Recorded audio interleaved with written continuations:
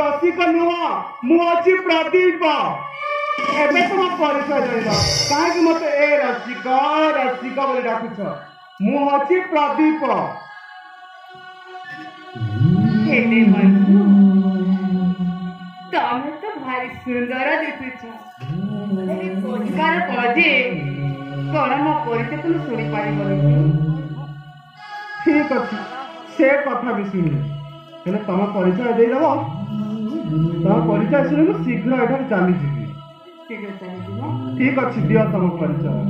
देख सुन परिचय विरामरी